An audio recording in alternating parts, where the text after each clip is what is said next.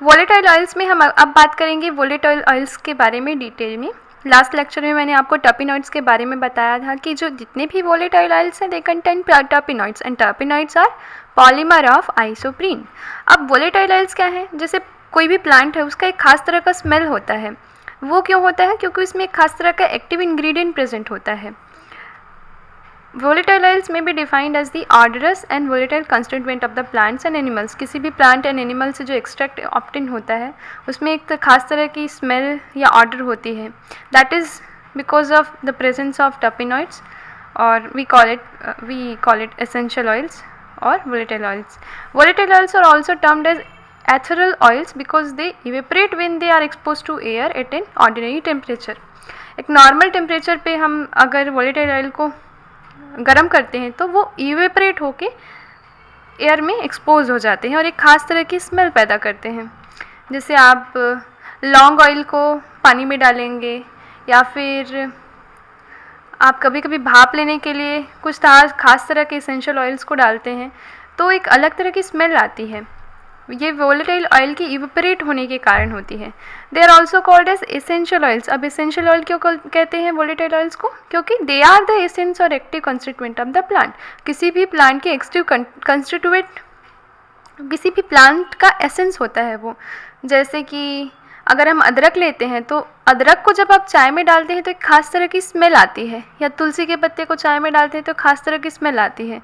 ये अदरक के कारण, या इलायची को आप डालेंगे किसी भी गर्म चीज़ में तो एक खास तरह की स्मेल ऑप्टेन होती है। तो वो क्यों होती है? क्योंकि उसमें एक वोलेटाइल ऑयल प्रेजेंट होता है, उसमें टर्पिनॉइड्स होते हैं।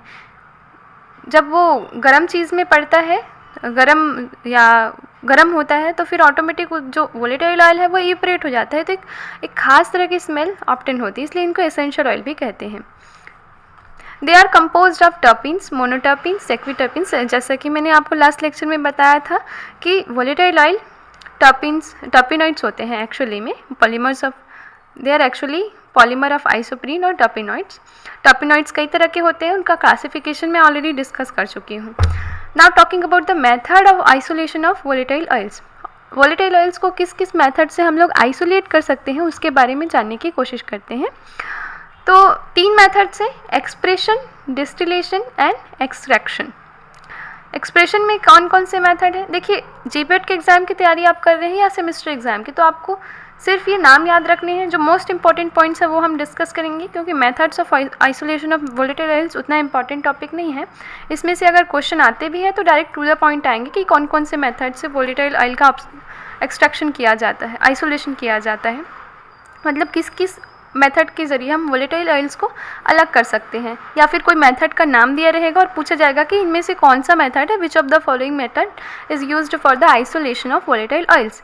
सबसे पहले है एक्सप्रेशन। एक्सप्रेशन में आता है स्पॉन्ज मेथड, मैकेनिकल मेथड और ecuelle method, that in which oil glands are punched by needles. तो ये सारे फिजिकल मेथड्स होते हैं। जैसे आप नींबू को निचोड़ते हैं तो, या फिर संतरे के छिलके को आप जब दबाते हैं तो एक खास तरह का उसमें से स्मेल आता है।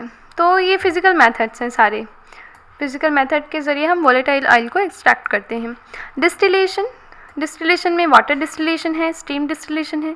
ये डिस्टिलेशन जो प्रोसेस होता है उसका अगर आपको नहीं पता होगा तो उसके बारे में भी एक वीडियो डालूंगी जिसमें खाली डिस्टिलेशन के बारे में मैं डिटेल में बताऊंगी। जब हम जनरल ऑर्गेनिक केमिस्ट्री पढ़ेंगे GOC तब बात करेंगे। एक्सट्रैक्शन में 3 मेथड्स हैं, एन्फ्यूरेज मेथड, न्यूमेटिक मेथड और मैसरेशन मेथड। ठीक है, इन सारे मेथड्स को भी हम जब केमिस्ट्री, फार्मास्यूटिकल केमिस्ट्री पढ़ेंगे तो ये सारे मेथड्स अलग से, या फिर अभी फार्माकोग्नोसी में भी मेथड्स वाला पॉइंट मैंने डिस्कस नहीं किया है तो वो सेपरेटली करेंगे। यहाँ पर आप केवल क्या याद रखेंगे, क्या क्या मेथड्स हैं जो आइसोलेशन ऑफ वोलेटाइल ऑयल्स के लिए यूज़ होते हैं। ठीक है, then separation of terpenoids from volatile oils. अब वोलेटाइल ऑयल से टर्पिनॉइड्स को अलग करने के लिए कौन कौन से 2 मेथड है? दो मेथड्स है, केमिकल मेथड और फिजिकल मेथड। केमिकल मेथड में terpenoids hydrocarbonate treated with the nitrosyl chloride. देखिए, ये जो केमिकल यूज़ होगा इसमें, केमिकल मेथड में कौन सा केमिकल यूज़ हो रहा है और फिजिकल मेथड में कौन सा मेथड यूज़ हो रहा है, बस ये याद रखिएगा। इसमें से क्वेश्चन बन जाते हैं, जैसे ये टिल्डन्स रिएजेंट वाला क्वेश्चन आया था। Terpenoids hydrocarbons are treated with nitrosyl chloride in the presence of CH-Cl3 to give crystalline adducts with sharp melting point. These are then separated and decomposed into their corresponding hydrocarbon. Pharmacognosy में हम ये सब करते हैं practicals. तो केवल आपको ज़्यादा कुछ याद नहीं रखना है, कौन सा रिएजेंट यूज़ हुआ है केमिकल मेथड में वो याद रखना है. ठीक है, प्रोसीजर आपसे नहीं पूछा जाएगा, लेकिन हाँ कौन सा केमिकल यूज़ हुआ है, कौन सा रिएजेंट यूज़ हुआ है वो पूछा जा सकता है. कुछ क्वेश्चंस भी करेंगे जीपेट के करंट क्वेश्चन, तो आपको कुछ आइडिया लग जाएगा. फिजिकल मेथड में फ्रैक्शनल डिस्टिलेशन है और क्रोमेटोग्राफी, ये दो मेथड हम फिजिकल वोलेटाइल ऑयल से टर्पेनॉइड के सेपरेशन के लिए यूज़ करते हैं. ठीक है, then talking about the identification test for terpenoids और टर्पिन्स. अगर हमें कोई सब्सटेंस दिया गया है तो उसमें टर्पिन्स प्रेजेंट है या नहीं, वो हम किन किन मेथड से, किन किन टेस्ट के ज़रिए पता लगा सकते हैं. जैसे कोई कंपाउंड दिया, उसमें कार्बोहाइड्रेट प्रेजेंट है कि नहीं, प्रोटीन प्रेजेंट है कि नहीं, उसके लिए खास टेस्ट है. वैसे ही टर्पिन्स के आइडेंटिफिकेशन के लिए भी टेस्ट हैं, जिसमें से 3 टेस्ट बहुत इंपॉर्टेंट है. साल्कोवस्की टेस्ट, आपको नाम और रिएजेंट याद रखना है कि इस टेस्ट में कौन सा रिएजेंट यूज़ हुआ है और कौन सा कलर चेंज होता है. साल्कोवस्की टेस्ट जिसमें ड्रग जितना हमें सैंपल दिया गया है, जो ड्रग है वो लेंगे, या जितना अमाउंट ऑफ आपको एक्सट्रैक्ट दिया गया है वो लेंगे, और CH-Cl3 लेंगे, क्लोरोफॉर्म प्लस H2SO4. देन यहाँ पे जो हमें रिज़ल्ट मिलेगा वो क्या होगा, येलो कलर से रेड कलर में चेंज होगा. नोलर्स टेस्ट, इसमें 20 mg ऑफ ड्रग लेंगे, जो हमें एक्सट्रैक्ट है टर्पिन, जो भी सैंपल दिया गया है उसको 20 mg लेंगे.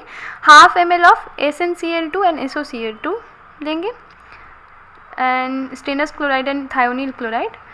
रेड कलर ऑप्टेन होगा तो वहाँ पे टर्पिन्स प्रेजेंट है. देन एंटीमनी ट्राइक्लोराइड टेस्ट, इसमें antimony trichloride in CH-Cl3 chloroform, antimony trichloride में क्लोरोफॉर्म डालेंगे. देन उसको उसमें फ़िल्टर पेपर, जो सॉल्यूशन बनाया है एंटीमनी ट्राइक्लोराइड का क्लोरोफॉर्म के साथ मिक्सचर बनाया है, उसमें फ़िल्टर पेपर को डिप करेंगे. Then soaked in above solution, okay, dip करेंगे, चोक करेंगे, फ़िल्टर पेपर में वो सॉल्यूशन एब्जॉर्ब होगा. देन उसको ड्रग सॉल्यूशन में डुबाएंगे, उसके बाद फिर स्प्रे करेंगे H2SO4 उस फ़िल्टर पेपर पे, and acetic anhydride, H2SO4 and acetic anhydride का मिक्सचर स्प्रे करेंगे. तो हमें कलर जो ऑब्टेन होगा वो क्या होगा, ऑरेंज कलर. अगर ऑरेंज कलर प्रेजेंट है मतलब कि टर्पिन्स उस कंपाउंड में या ड्रग में मिक्सचर में प्रेजेंट है. ये क्वेश्चन गेट में, ये सारे क्वेश्चन एक्चुअली गेट में पूछे गए हैं. आजकल जो क्वेश्चन पूछे जाते हैं वो डायरेक्टली आपको ये पूछा जाएगा कि ये कोई क्रूड ड्रग है तो उसमें कौन सा टर्पिन प्रेजेंट है, या सेक्वी टर्पिन किस में प्रेजेंट है, डाइपर टर्पिन किस में प्रेजेंट है. ऐसा क्वेश्चन आता है, इस पर भी हम लोग करेंगे क्वेश्चन, बट ये सबसे ज़्यादा इंपॉर्टेंट है. आप आजकल वो टेस्ट वाले में से कम क्वेश्चन पूछा जाता है, लेकिन आता है. आप कुछ ऐसे कर नहीं सकते, जीपेट में वैराइटीज़ ऑफ क्वेश्चन आपको मिलेंगे, कहीं से भी कुछ भी पूछा जा सकता है. 8 सेमेस्टर पूरा उसमें से क्वेश्चन आता है. It's not an easy task, आपको पूरा B.Pharm का सब कुछ पढ़ना पड़ता है. मैं कोशिश कर रही हूँ कि आपको सारे इंपॉर्टेंट पॉइंट्स बता दूँ ताकि आपकी प्रिपरेशन आसान हो जाए. Distribution of terpenoids, drug containing monoterpene, sesquiterpene, diterpene, triterpene and tetraterpenoids. तो देखिए फेनिल है, पाल्मेरोजा है, सिट्रोनिल, ये सारे जो नेम हैं, इन सारे क्रूड ड्रग्स में आपको मोनोटर्पिनॉइड्स मिलेंगे. तो ये नाम आपको याद करना है. चिनोपोडियम है, यूकेलिप्टस ऑयल है, नीलगिरी का तेल, उसमें मोनोटर्पिन्स होता है. लेमन ग्रास ऑयल है, उसमें मोनोटर्पिन्स होता है. पेपरमिंट ऑयल में भी मोनोटर्पिन्स होता है. नाइस, कैरवे, क्यूमिन, कैरमन, कौन कौन से मोनोटर्पिनॉइड्स होते हैं वो भी हम आगे देखेंगे. लेमन पिल है, ऑरेंज पिल है, नटमेग है, सिनेमन है, तुलसी, मस्क, इन सब में मोनोटर्पिनॉइड्स होते हैं.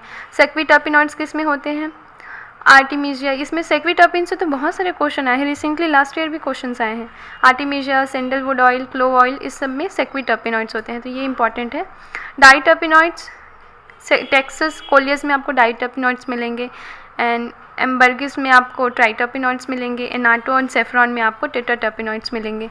तो दीज आर वेरी इंपॉर्टेंट. आपको ये सारे याद करने हैं, इसमें कोई कॉम्प्रोमाइज़ नहीं है. हाँ, आपको इसका PDF चाहिए तो वो आपको टेलीग्राम चैनल पे मिल जाएगा, तो so please you can visit Telegram channel, वहाँ से PDF डाउनलोड कर सकते हैं.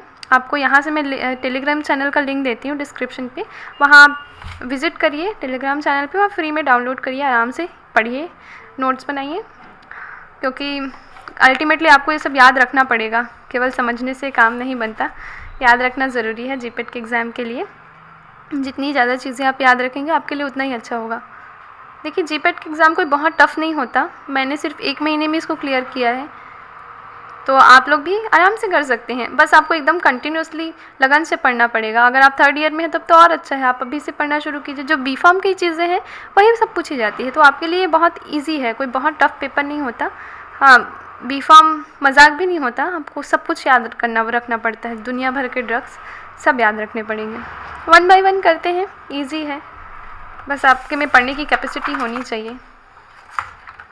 और कुछ और चीज़ें देख लेते हैं। वोलेटाइल ऑयल कंटेनिंग ड्रग है। वोलेटाइल ऑयल कंटेनिंग ड्रग में डिफरेंट क्लासेस ऑफ ड्रग्स आपको मिलेंगे, जैसे एनहाइड्राइड वोलेटाइल ऑयल्स हैं, एल्डिहाइड वोलेटाइल ऑयल्स हैं। तो किसमें इसके एग्जांपल्स हैं bitter almond, bitter orange peel, cinnamon, cassia, lemon grass. Alcohol containing volatile oils हैं, हाइड्रोकार्बन कंटेनिंग वोलेटाइल ऑयल, मतलब ये सारे फंक्शनल ग्रुप्स होंगे। जैसे टर्पेनॉइड्स क्या है, वो एक तरह से एथीन्स हैं, ठीक है। उसमें अगर कोई फंक्शनल ग्रुप है तो जैसे एल्डिहाइड फंक्शनल ग्रुप है, एल्कोहल फंक्शनल ग्रुप है, प्योर हाइड्रोकार्बन वोलेटाइल ऑयल्स हैं, या कीटोन्स है, फिनॉलिक ईथर हो सकता है, ऑक्साइड्स होते हैं, एस्टर्स हो सकते हैं। तो ये इस तरह के फंक्शनल ग्रुप के बेसिस पे भी हम क्लासीफाई करते हैं, और different class of functional group के बेसिस पे उसके एग्जांपल दिए गए हैं। गार्लिक में जैसे एस्टर वोलेटाइल ऑयल प्रेजेंट है, तो ये सारे एग्जांपल्स आपको याद करना है। आप इसका पीडीएफ मैं भेजूँगी, वहीं से नोट्स बना के याद करिए, वही एक तरीका है। और volatile oil along with their टर्पेनॉइड्स, कुछ वोलेटाइल ऑयल्स हैं जिसमें किस तरह के टर्पेनॉइड्स प्रेजेंट हैं उनका नाम दिया गया है। ये इम्पॉर्टेंट नाम है, वैसे तो बहुत है लेकिन ये सबसे इम्पॉर्टेंट है जो मैं आपको बता रही हूँ। कैरवे ऑयल है, उसमें कैरवोन और लिमोलिन होता है। सेट्रोनिला ऑयल है जिसमें जेरेनियल, सिट्रोनिलेल और फार्नेसॉल होता है। क्लोव ऑयल है, उसमें यूजिनॉल होता है।